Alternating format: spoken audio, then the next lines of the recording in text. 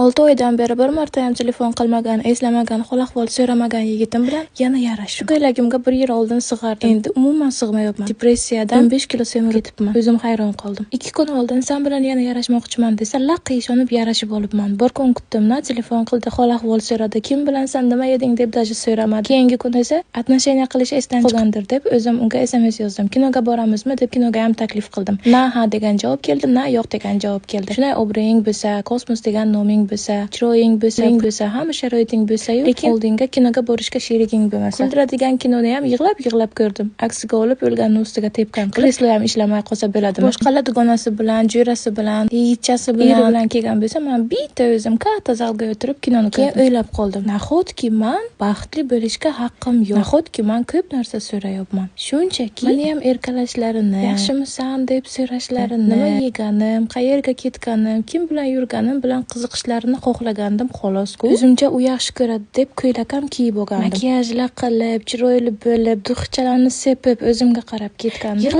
Yig'lab kirib keldim. Makiyajlarimni polностью o'chirib tashladim. Mayli, buni jon, sen ham baxtli bo'larsan deb bilan achoq-quchoq yig'lab uxlab qoldim. Men qizig'i shunaqa video qo'ysam, darrov negativlar ersirabdi deb yozadi. Lekin men ersiramadim. Shunchaki oilam bo'lishini, farzandlarim bo'lishini xohlayman, tamom.